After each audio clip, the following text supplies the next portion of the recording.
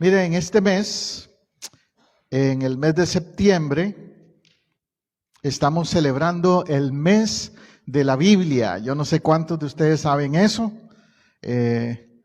Estamos celebrando el mes de la Biblia. Y por lo tanto, quiero animarle a que en este mes usted promueva, déjele saber a todos lo que la Biblia significa para usted. Que la Biblia, ya sea que la use en el celular o que tenga su Biblia de papel, como decimos, impresa, usted la haga lucir en este mes mucho. En las redes sociales, Facebook, WhatsApp, donde sea que usted tenga comunicación con otras personas, su familia, amigos, lo que sea, déjele saber lo que la Biblia es para usted. Este es el mes en que lo enfatizamos. Y de hecho, para el próximo domingo quiero animarles a que hagamos algo como parte de celebración del mes de la Biblia. Y es que usted traiga su Biblia impresa. Si no la trajo hoy, el domingo próximo, no deje de traerla. Y le voy a pedir a algunos voluntarios que el domingo pasen aquí al frente y nos cuenten cómo fue su encuentro con la Biblia. ¿Cuándo fue la primera vez que leyó la Biblia? ¿O cuál fue su primera Biblia que usted tuvo y quién se la dio o cómo la consiguió, etcétera? Que nos dé un testimonio de cómo llegó la Biblia a su vida. Y número 2, que nos lea un versículo, unos 2, 3 versículos puede ser, algo de la Biblia que representen mucho para usted, que sea como su versículo favorito o su parte de la Biblia que más le impactó cuando la leyó por primera vez. Y así vamos a celebrar ya a partir del próximo domingo el tema, aunque hoy empiezo a hablar de esto, pero celebrarlo de una manera más visible a través de este medio, el mes de la Biblia. Así que ya lo sabe, para el próximo domingo me deja saber si usted quiere hacerlo y si no, yo le asigno por ahí algunos, pero espero que algunos voluntarios lo hagan, vengan preparados para eso el domingo. Aleluya, aleluya. Bueno, como estamos, como le digo, compartiendo este mes sobre la Biblia, entonces mi predicación también tiene que ver con la Biblia. Algo que yo he escuchado, muy común, muy frecuente, lo escucho o lo leo también, es: quiero una palabra profética. La gente anda buscando eso siempre, ¿verdad? Una palabra profética. Y la gente como que te dijera, se emociona cuando escucha: tengo una palabra profética para ti. Hay un interés por recibir una palabra profética. ¿Pero qué es eso? ¿Qué es una palabra profética? Para empezar, tenemos que explicar a veces que profecía no es siempre lo que todo el mundo piensa, que es decirte algo del futuro. Siempre se tiene esa idea, ese concepto, pero no necesariamente es eso. Profecía también es exhortar, profecía también es animar, profetizar es proclamar. En el original griego, en la palabra profetizar es querigma, más bien como proclama, decir algo que Dios ha revelado para el presente, para alguien en ese momento que lo necesita, o puede ser para el futuro, pero no siempre es algo del futuro. Segunda de Pedro 1, 16 al 21 es mi texto clave hoy, que dice: tenemos la palabra profética más segura. Tenemos, no tendremos, tenemos. ¿Qué quiere decir eso? Que la palabra profética ya fue dada, ya la tenemos. Entonces, quiero empezar por aclarar un concepto equivocado que hay por ahí afuera, y es de que todavía faltan muchas profecías por revelarse. No, ya las profecías fueron dadas, ya las tenemos. Lo que sí necesitamos es aprender a discernir. Y recuerde que estuve hablando todo este mes de ese tema. Discernir esa palabra profética que ya fue dada, que ya la tenemos, que está aquí en la Biblia, ya está allí. Ya la Biblia fue, en un sentido profético, cerrada. El libro de Mormón, olvídate de ese, porque ya no es parte de esa revelación. Ni ninguna otra por ahí que aparezca. Dice en el Apocalipsis, hay de los que le quitaran o le añadieran a esta palabra, a esta profecía, a esta palabra ya revelada. Cuidado entonces, cuidado con eso. Ya tenemos la palabra profética, aclarando eso. Y además dice el texto, la palabra profética más segura. Porque a veces también uno dice, ¿será o no será? ¿Será esto de Dios o no será? Bueno, si está en la Biblia, si es parte de esa revelación que Dios nos dejó, es segura. Como cuando Jesús dice que Él volverá, lo profetizó, que Él volverá. ¿Eso qué es? Seguro. No es que tal vez, no es que vamos a ver, quién sabe, no, nada de eso. Tenemos la palabra profética más segura. Y además dice el apóstol Pedro que escribe ahí, a la cual hacéis bien en estar atentos. Ese es otro detalle importante hoy día. Estar atentos. ¿Cuántos de ustedes están atentos, pendientes a lo que la Biblia ya reveló acerca de los planes de Dios? Dice que hacemos bien en estar atentos como una antorcha que alumbra en lugar oscuro. Una función de la palabra profética es que alumbra, te hace ver lo que antes no veías. ¿Verdad que quizás antes de que usted leyera la Biblia estaba a oscuras en su alma? No físicamente, pero espiritualmente estaba a oscuras. Hacíamos muchas cosas que todo mundo hace y decíamos, es que seguro está bien porque todos lo hacen. En lugar de preguntarnos, ¿qué dice Dios? ¿Qué dice su palabra? Ilumíname, Señor, háblame y revélame. Dame una rema, como dice en griego, una revelación de Dios a mi corazón. No que sea una palabra nueva profética, sino que rema quiere decir más bien como una revelación a mi corazón, que yo entienda, que se abra en mi mente y en mi corazón lo que ya Dios dijo en su palabra. Hasta que el día amanezca y el lucero de la mañana salga en nuestros corazones. Te lo acabo de decir. Se trata de que en tu corazón se encienda la luz, que en tu corazón se encienda la verdad de Dios, que en tu corazón y el mío se haga rema esa palabra de Dios. Porque antes de tener el Espíritu Santo en nuestra vida, la palabra de Dios era letra muerta. O la Biblia era letra muerta para muchos.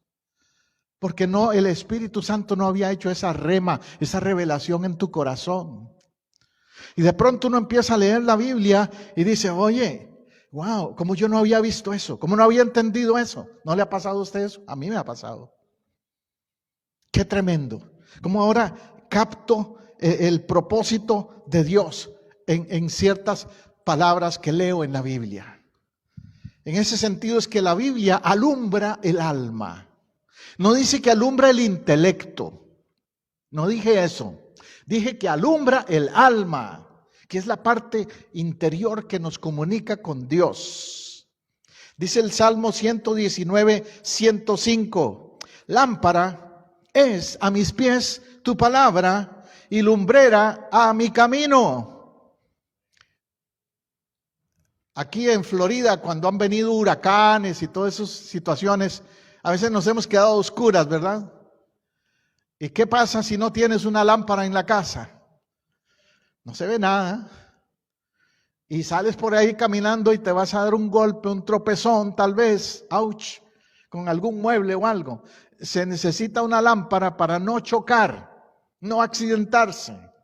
Pues sabes que espiritualmente también tú necesitas de la Biblia, de la palabra de Dios, para no accidentarte en la vida, para no chocar con cosas que el enemigo te va a poner en el camino para hacerte tropezar. La luz de la palabra te va a guiar. Lámpara es a mis pies tu palabra. Cuando dice el salmista lámpara, recuerde que es que en la época bíblica literalmente usaban lámparas de aceite. No existía la electricidad, pero tenían estas lámparas de aceite. Yo tal vez me recuerdo en mi caso, en mi familia, que tenían unas lamparitas cuando se iba la luz. Mi mamá tenía unas lamparitas que le ponían un líquido adentro, le decían querosín en mi país. Entonces con eso resolvíamos hasta que viniera la electricidad de nuevo. Y como niño travieso, a mí me gustaba andar con la lamparita por ahí. Mamá me regañaba, trae eso que vas a hacer un incendio. Pero me trae a la memoria eso, esas lamparitas. Lámpara es a mis pies tu palabra, lumbrera a mi camino. ¿Hacia dónde vas? Si la Biblia no es la que guía tu camino, te puedes perder. La Biblia es el GPS espiritual.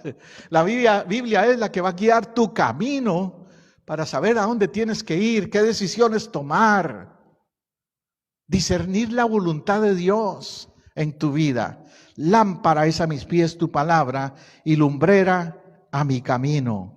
Gloria a Dios, gloria a Dios.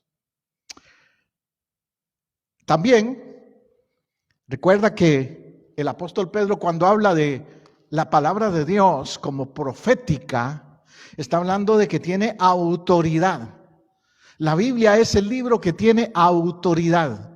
Usted podrá tener opiniones diversas, las religiones podrán tener muchas opiniones e interpretaciones, pero la autoridad final está en la Biblia, en la palabra de Dios. Dice Pedro ahí en 2 de Pedro 1, 19 al 21 que estoy usando esta mañana. Pero ante todo entended que ninguna profecía, note, ninguna profecía de la Escritura. ¿Y qué es la Escritura? La palabra de Dios, la Biblia. Cuando dice la Escritura se refiere al Antiguo y al Nuevo Testamento.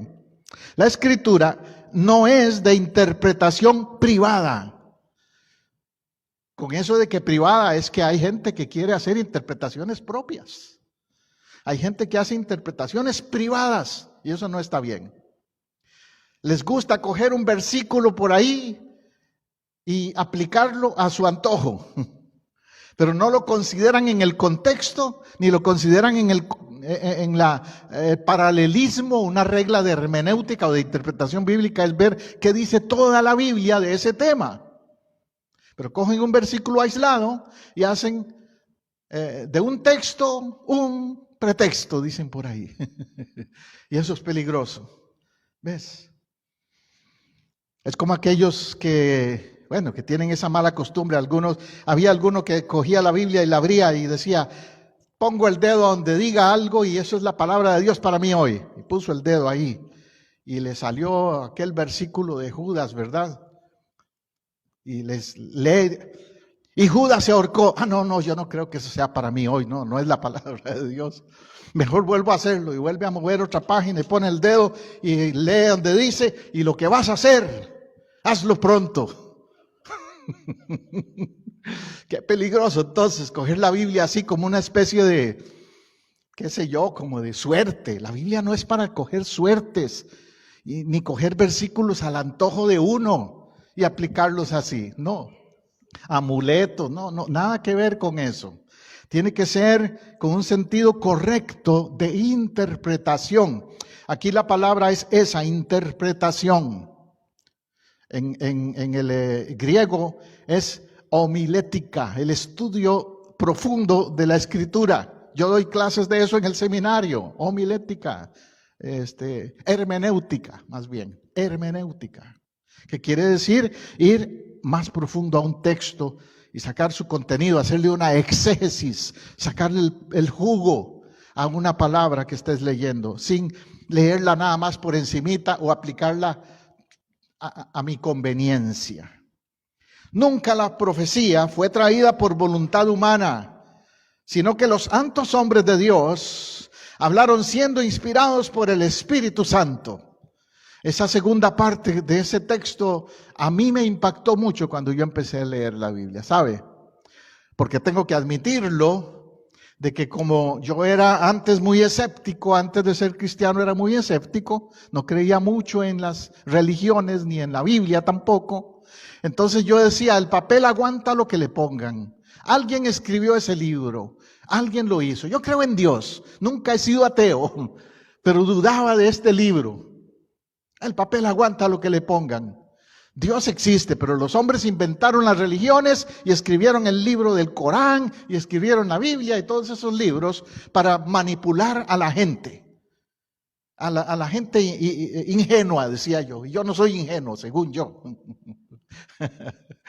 Pero aquí dice que los santos hombres de Dios hablaron siendo inspirados por el Espíritu Santo, que no hablaron por voluntad humana. Así que eso me obligó a escudriñar quiénes eran esos santos hombres de Dios. ¿Cómo fue que les llegó el mensaje? ¿Cómo trató Dios con cada uno de ellos? Y al estudiar ese tema, surgieron evidencias que me hicieron cambiar mi mentalidad. Surgieron cosas en el proceso y me daría aquí un buen rato explicándolo, pero créeme que surgieron pruebas que me hicieron pensar, no puede ser que ellos escribieron así a su antojo. Tiene que haber habido una coordinación, un sentido de inspiración en las cosas que escribieron. Solo el hecho de que la Biblia fue escrita por unos 40 hombres en total. Y de esos 40 personajes bíblicos, vivieron a veces en términos de épocas, vivieron 700 años o más uno del otro, como Isaías, 700, 800 años antes de Cristo. Sin embargo, hay una coincidencia, hay una relación directa entre lo que dice Isaías y lo que dice Mateo o Lucas, que vivieron tiempo después. Ese es un ejemplo, pero hay muchos más, de cómo yo tuve que caer a cuenta de que no pueden haberlo dicho ellos a su antojo para que se cumplieran las cosas como se cumplieron eventualmente. Hablaron siendo inspirados por el Espíritu Santo. Y ahí está la clave. ¿Sabes quién es el autor entonces? El autor de la Biblia. El Espíritu Santo. Porque el Espíritu Santo es el que reveló, el que inspiró a quienes la escribieron. Y claro, usted también estará pensando, bueno, pastor, ¿y qué de tantos otros libros que se escribieron que no están en la Biblia y que se cree que también fueron escritos por hombres de Dios? Bueno, pasó un proceso que se llama canonización, en el cual se purificó, se filtró toda la documentación que había de esos libros. Y los criterios para determinar si eran inspirados por Dios o no, si eran parte del canon o no, habían varios. Te voy a mencionar algunos. Por ejemplo, que no contradijeran lo que ya había sido dicho en el Antiguo Testamento por otros, que coincidieran en el mensaje, que hubiera unidad de mensaje. Otra evidencia que se consideró era el testimonio, la vida personal de esos autores. No que fueron perfectos, pero que en un momento dado tuvieron un encuentro con Dios, como Pablo, y tuvieron una relación de intimidad con Dios, y Dios les reveló entonces su palabra por ese encuentro que tuvieron. Otro elemento importante que se tomó en cuenta, y ese es muy, muy fuerte, si Jesús los citó. Si Jesús mencionó a esos hombres, a Isaías y a otros tantos más, profetas, a Zacarías, etcétera, si los líderes de la iglesia del Nuevo Testamento convalidaron, es la palabra, a esos otros autores en algún momento en sus mensajes, y eso hicieron. Pero hubieron otros autores que no tenían esas características. Contradecían lo que decía el resto de la Biblia, no tenían un testimonio íntegro, Jesús y los apóstoles nunca los mencionaron, etcétera. Entonces, esos fueron no aceptados como parte del canon. ¿Ves? Entonces no fue que a alguien se le antojó nada más decir, ok, esos 66 libros que tiene la Biblia son los que vamos a poner. Porque la Biblia, para empezar, es una colección de cartas, de libros. La palabra Biblia viene del griego biblos, que significa literalmente libros, una colección, una enciclopedia de libros. Ahora que menciono enciclopedia, me acuerdo del caso de un ateo y un cristiano que estaban hablando del tema de la Biblia, y este ateo le dice al cristiano, ese libro cualquiera lo escribió por ahí, se le ocurrió, mire, yo soy vendedor de enciclopedias y yo sé de los buenos libros porque las enciclopedias es lo máximo que hay. Entonces el cristiano le pregunta, ¿y cuántos años tiene esa enciclopedia que usted vende? Bueno, esta tiene 10 años ya de haberse escrito. Oh, ok. Entonces, ¿y esa enciclopedia de aquí a 20 años estará todavía válida? ¿O de aquí a 20 años tengo que comprar otra enciclopedia? Y entonces el hombre le dijo, no, por supuesto, de aquí a 20 años usted necesitará otra porque esta va a estar descontinuada, no va a ser actualizada, no va a decirle nada al mundo dentro de 20 años. No va a tener un mensaje para el mundo dentro de 20 años. Le dice el cristiano, qué interesante, porque fíjese que yo creo en la otra enciclopedia. La enciclopedia que Dios nos dejó, la Biblia, los libros de la Biblia. Y esos no caducan. Esos se han mantenido vigentes. Eso sigue hablando a la humanidad. La ciencia empezó a descubrir cosas después que ya la Biblia las había dicho. Como cuando Isaías dice que el Señor gira alrededor del círculo de la tierra. Cosas como eso. Y una época en que no sabían si la tierra era redonda o no. Isaías lo dijo 1000 años antes. Entonces este hombre le dice, mi enciclopedia tiene toda la información que necesito. Mi enciclopedia me habla de salud. Mi enciclopedia me habla de finanzas. Mi enciclopedia me habla de ética. Mi enciclopedia me habla de familia. Mi enciclopedia me sirve para todo. No necesito la suya. Qué tremendo, ¿no? ¿Consideras la Biblia eso? Tu recurso. Una enciclopedia es como un recurso. Tu recurso para la vida. En todos los aspectos de la vida. Porque los santos hombres de Dios hablaron siendo inspirados por el Espíritu Santo. De ahí está. De ahí dependemos en cuanto a la autoridad. Entonces, la regla de interpretación, la regla de hermenéutica bíblica es que ninguna profecía puede ser de interpretación personal. Lo que dice ahí él es eso. Ninguna profecía tiene que ser interpretada aparte de otras referencias que existen sobre el mismo tema. Cuando alguien te quiera enseñar una doctrina, analiza eso.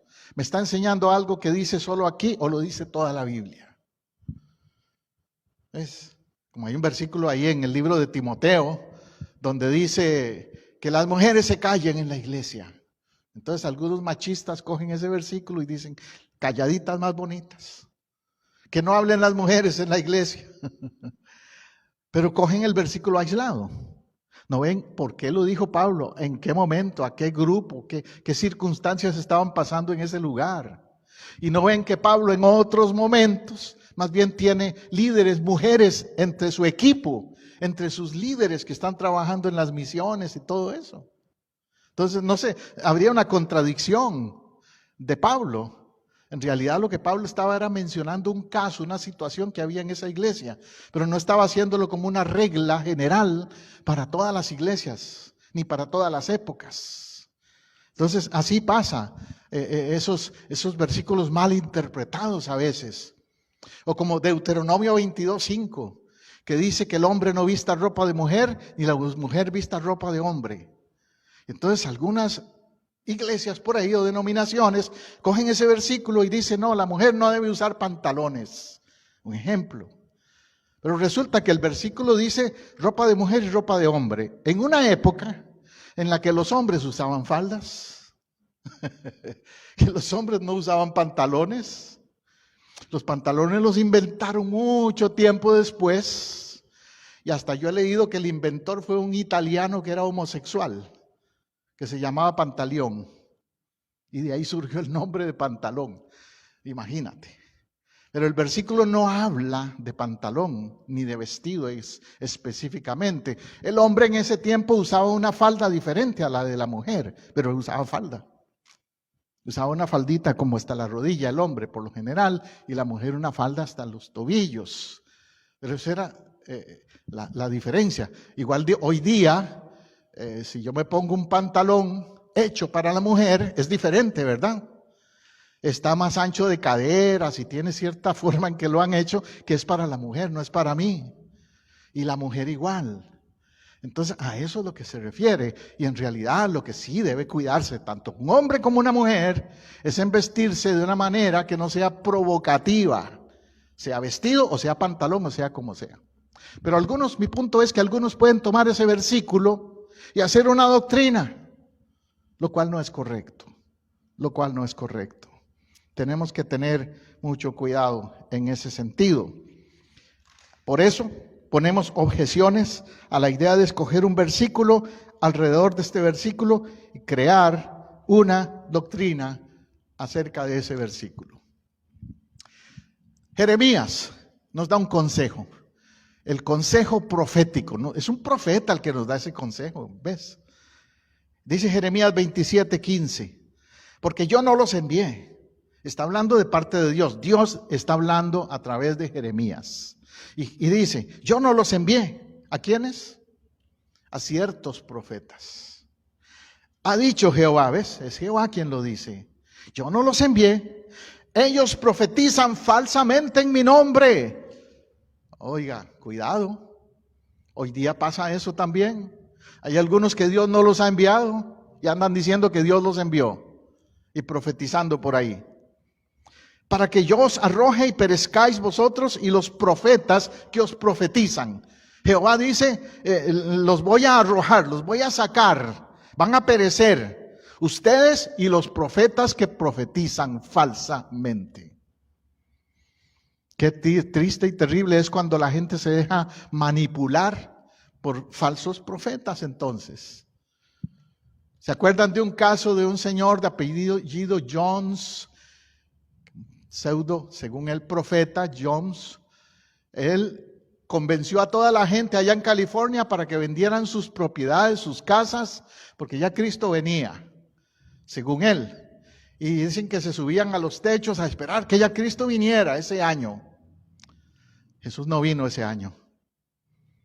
Y él les quitó las propiedades, las casas, los títulos y toda la gente.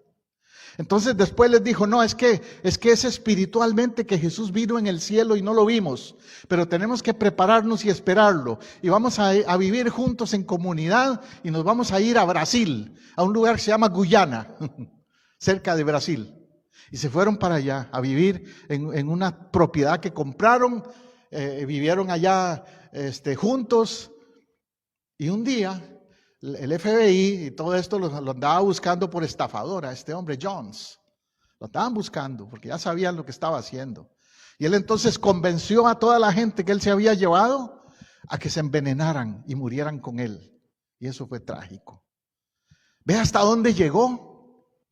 Una falsa profecía y un falso profeta.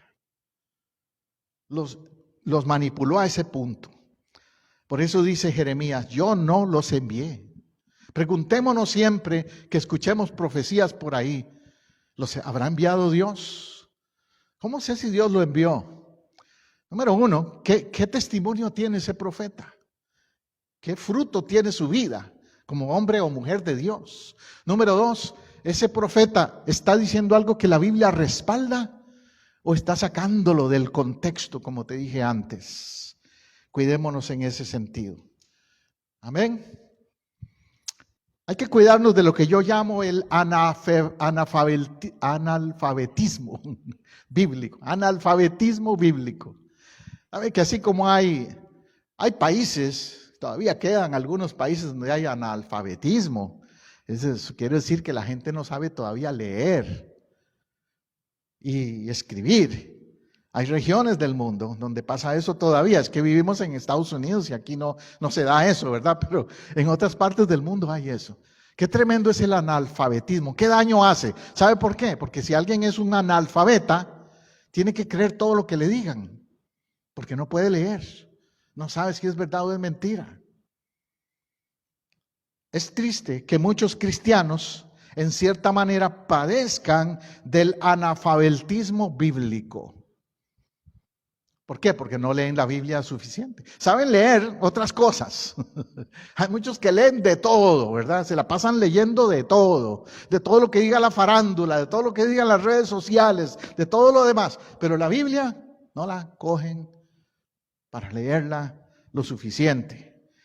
Entonces, el no estudiarla, el no conocerla, causa un analfabetismo bíblico. Y no quiero ponerte a prueba, pero si a veces uno como pastores le decimos a la iglesia o a alguien en la iglesia, ¿en dónde dice tal versículo en la Biblia? Clama a mí, yo te responderé. ¿Dónde dice eso en la Biblia? A ver, ¿quién lo dice? Eso, así, aquí no hay analfabetos, ¿ves? Jeremías 33:3. Y así te puedo citar una cita y preguntarte, ¿qué dice allí? Y tal historia bíblica, ¿qué dice la Biblia? Ahora, eso es cosas muy simples y a veces hay versículos y temas muy populares, ¿verdad? Todos los versículos que hablen de prosperidad y de bendición y de sanidad, se los memorizan rápido la gente. Pero los que hablan de obediencia, de santificación, de ayuno, de oración, a esos no los memorizamos. Nos quedamos cortos, analfabetos en esos. Y algunos que tengan que ver con doctrina, con teología, con interpretación de ciertos temas bíblicos, no los leemos. Dice Oseas 4:6, mi pueblo fue destruido por falta de conocimiento. Esa palabra profética sí tienes que ponerle atención, la de Oseas. Que no seamos destruidos por falta de conocimiento, que no seamos mal dirigidos por falta de conocimiento. Ahorita está en Los Ángeles, California, le están haciendo un juicio a un falso profeta, un hombre que en México es líder de una secta falsa, se llama La Luz del Mundo. Y lo tienen ahora en California preso. En México no lo tocaba nadie, él es millonario en México, porque toda la plata que le sacaba a la gente. Pero en California llegó ahí a hacer unas actividades, él tiene una iglesia grande en Los Ángeles también, y ahí lo atraparon y le cayeron encima por fraudes y todo eso. Pero además de eso, entonces empezaron a salir a luz muchos miembros de su iglesia, mujeres sobre todo, con casos de abuso sexual. Y ahora está en serios problemas este hombre, falso profeta.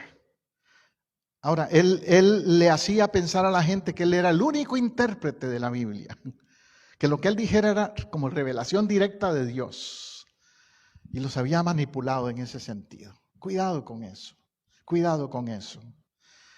No nos dejemos manipular. Juan 8:35 dice, conoceréis la verdad, y la verdad ¿qué hará? Nos hará libres, libres. La verdad te va a hacer libre de la esclavitud del pecado, pero sabes que también te puede hacer libre de la esclavitud religiosa. Una vez escuché una entrevista de una mujer que estuvo con los testigos de Jehová y contaba todo el daño que le hizo a su familia desde que se envolvieron los testigos de Jehová en su familia.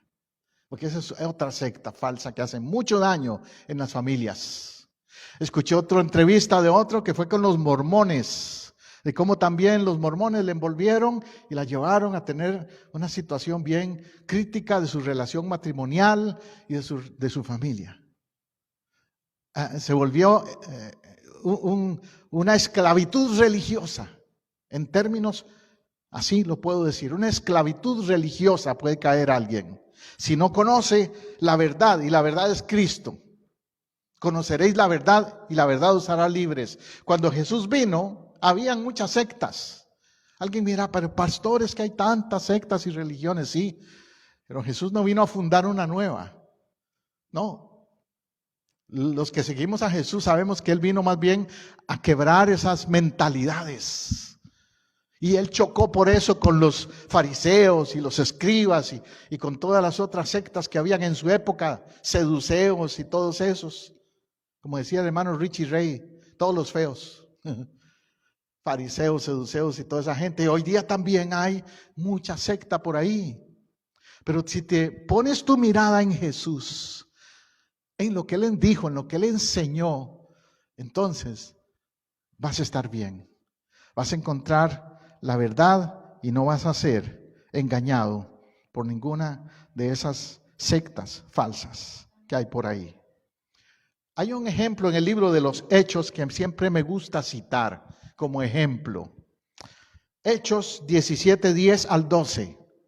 Dice: inmediatamente los hermanos enviaron de noche a Pablo y a Silas hasta Berea. Berea era una ciudad.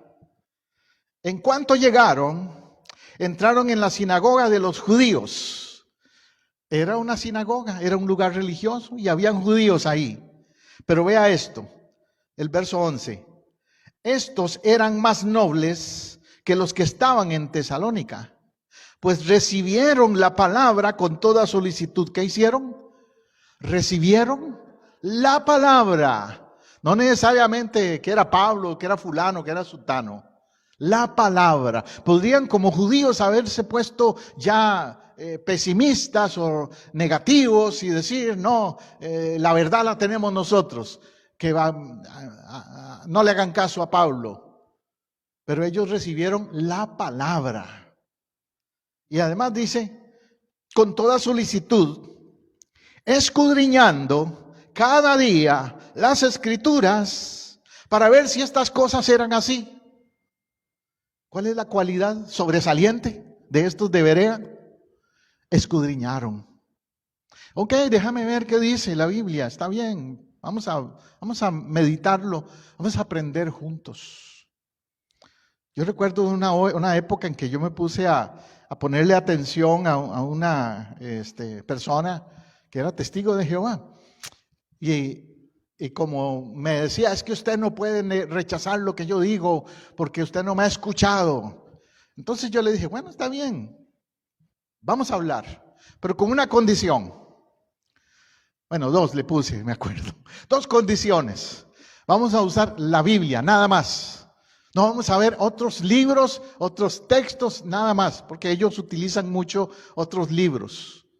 Y te dicen, estudia este libro. Y eso y es que ya tiene como unos versículos escogidos para irlos llevando a la doctrina que ellos creen. Entonces yo le dije, no otros libros, la Biblia. Segundo requisito, vamos a orar antes de abrir la Biblia juntos y pedir al Espíritu Santo que nos guíe y nos dirija en ese diálogo. Y hasta ahí llegó. Porque ellos no creen en el Espíritu Santo, ellos creen que es una fuerza activa y que esto y que el otro, y yo le dije, no, pero el Espíritu Santo te puede abrir la mente y el corazón a ti y a mí, si yo estoy equivocado o tú estás equivocado. El Espíritu Santo es el que nos va a guiar, y la palabra, la Biblia, nada más. Hasta ahí llegó, no volvió a visitarme. Pero estos de Berea dice que recibieron la palabra, escudriñando las Escrituras para ver si las cosas eran así.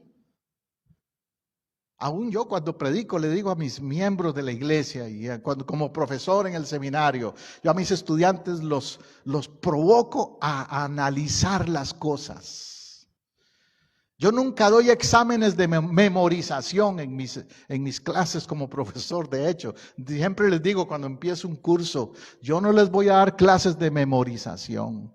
de preguntas y respuestas, de seleccione falso y verdadero, no. Yo les voy a pedir a ustedes que analicen, que piensen. Deme un resumen analítico del tema. Así es que los pongo a trabajar. Y eso incluye analizar lo que yo les dije, analizar mi enseñanza también. ¿Ves? Así eran los de Berea, escudriñaban las cosas para ver si eran así. Y el verso 12 concluye diciendo, muchos de ellos creyeron. Muchos, no algunos, muchos creyeron. ¿Por qué creyeron? Porque escudriñaron. Yo creo, sin duda, de que cuando alguien escudriña la Biblia, algo va a pasar. Que cuando alguien escudriña profundamente la palabra de Dios, esa palabra va a hacer un impacto en esa vida. No vuelve vacía la palabra de Dios. Muchos creyeron como resultado de eso. Y dice, y de los griegos, mujeres distinguidas y no pocos hombres. ¿Por qué ese detalle que da Pablo? Recuerde que dijo que entró a una sinagoga judía. Pero resulta que también creyeron griegos. Él estaba en una ciudad griega y ahí se empezaron a congregar también griegos. Los griegos eran gente supuestamente no creyente, gente pagana. Pero es tan poderosa la palabra de Dios que aún gente de ese nivel, como el de los griegos, que eran intelectuales, escépticos, filósofos, la mayoría seguían filosofías, aún ellos se convirtieron. ¡Que aleluya! Yo antes de ser cristiano era seguidor de la filosofía, eso sí, yo lo he contado, ¿verdad? Yo era muy admirador de Emmanuel Kant y de otros más por ahí, y Séneca y todos esos filósofos. Pero qué cosa, me encontré igual que Pablo aquí con estos de Berea, que me di cuenta que la filosofía tampoco contenía esa verdad que yo necesitaba ni llenaba el vacío de mi corazón. Y eso pasó con estos hermanos en Berea. Muchos griegos. Además, note, dice, mujeres distinguidas. Por eso le dije que eso de que se callen en la congregación las mujeres no va con Pablo, porque él aquí reconoce que mujeres distinguidas se convirtieron ese día en Berea. Si eran mujeres distinguidas, quiere decir que no eran mujeres, como dicen por ahí, medio analfabetas, que no saben nada, que nada más hacen lo que los hombres les digan. No, eran mujeres distinguidas, mujeres educadas, mujeres de negocio seguramente. Y se convirtieron también en esa ocasión. Y dice, y no pocos hombres, agregando que también en una cultura machista como era la cultura griega, no era fácil que los hombres se convirtieran. Usted sabe que siempre se ha dicho eso, las iglesias están más llenas de mujeres porque las mujeres son muy emocionales y ellas sí creen todo. Pero no, también habemos, me incluyo yo, hermano Wilber y otros que estamos aquí presentes, ¿verdad, hermano Juan y otros? Habemos hombres en la iglesia que creemos. La iglesia se compone de hombres y mujeres y ambos son importantes para Dios. Ambos son parte del propósito de Dios. A ambos Dios los quiere usar y a ambos Dios les revela su palabra. Por eso dice mujeres distinguidas y no pocos hombres. Se dio esa revelación allí, ¿verdad? Bueno, ¿qué es lo que garantiza una palabra profética? En resumen, que tenga cumplimiento, que lo que diga tenga futuro cumplimiento y presente cumplimiento. Una de las pruebas más importantes de la Biblia es que las profecías se han cumplido. Alguien podría decir que la Biblia es un libro común, como te dije antes, pero qué interesante, el libro del Quijote de la Mancha no es profético, no dice nada para la salvación de la gente ni del mundo, no habla para la humanidad. Es un libro literario, ¿no? y que aparece Sancho Panza y toda esa cosa. Pero no te va a cambiar la vida, no te va a afectar espiritualmente, ni va a afectar el futuro de la humanidad. Y así te podría mencionar también la Ilíada de Homero, o cualquier otra famosa obra literaria que ha surgido, los escritos de Shakespeare, los escritos de Cervantes, si hablamos de nuestro lado hispano, ¿verdad? Literatos famosos. Yo los admiro mucho en ese sentido como escritores, literatos. Pero que cambien la vida, que transformen el corazón, solo la Biblia. Que digan algo a la humanidad para hoy y para el futuro, profético, solo la Biblia, solo la Biblia. La Biblia no especula, la Biblia no es superstición, la Biblia no es un amuleto. La Biblia es la palabra de Dios. Y si todo lo que ha dicho se ha cumplido, lo que falta se va a cumplir también. Quiero concluir con Apocalipsis 22:7, que dice: vengo pronto. Vengo pronto. Bienaventurado el que guarda las palabras de la profecía de este libro. Dichoso, eso quiere decir bienaventurado. Dichoso el que guarda. Cuando dice guarda es que las atesora, que las memoriza, que las conoce, que les da valor, que les da importancia, que considera lo que dice la profecía de este libro. Oremos. Gracias, Señor. Gracias por tu palabra. Gracias por la Biblia. Gracias por el mensaje que ella nos deja a nuestra vida personal y a nuestro mundo. Gracias, Señor. Hoy te pido una vez más que esa palabra se haga viviente en los que me han escuchado. Que esa palabra, Señor, se convierta en palabra transformadora en alguien como lo fue en mi vida. Te pido hoy que tu Espíritu Santo, Padre, revele esas verdades a la mente y el corazón de alguien que está confundido o confundida, de alguien que no ha entendido, de alguien que duda de esa palabra revelada. Te pido, Señor, que como iglesia aprendamos a discernir esa palabra sana, esa doctrina sana. Que seamos como los cristianos de Berea y que entendamos lo que es tuyo y lo que es falso en este mundo, Señor, en el que hay tanta confusión, tanta palabra por allí que no es tuya, Señor. Ayúdanos a identificar y discernir a los que son siervos y siervas tuyas en verdad. Y ayúdanos, Señor, a ser obedientes, someternos a lo que es tuyo, lo que es tu palabra, nada más. Padre, gracias, porque el día de hoy yo sé que tú has afirmado nuestra fe en esa palabra viva. Y te pido que, por lo tanto, también en alguien que me ha escuchado, hagas lo mismo. Dígale, Señor, gracias. Yo creo en tu palabra, yo afirmo tu palabra, yo admito, Señor, que a veces dudé, pero que hoy creo, Señor, de tu palabra. Y que esa verdad tuya me hace libre. En el nombre de Jesús, Señor, que la palabra tuya hoy actúe para traer libertad a quien esté atado en alguna manera, en vicios, en hábitos mundanos, o el que esté atado también a ideologías filosóficas, como estuve yo, o atado, Señor, a una religión falsa, a una secta falsa. Señor, trae libertad hoy a los que no te conocen a ti como el Dios verdadero. En tu nombre oramos, Padre, y en el nombre de tu Hijo y del Espíritu Santo. Amén y amén y amén. Bueno, además de orar por el mensaje, quiero también al concluir hoy orar por algunas familias, por algunas personas. Espérate un momentito, Jonathan, yo te hago señal. Quiero orar porque sé que están tal vez por allí viéndonos, por algunas personas que necesitan esa intercesión el día de hoy. Vamos a orar por Alex, un familiar de nuestra hermana Zoraida. Él está en una condición bastante delicada. Alexis, sí, Alexis.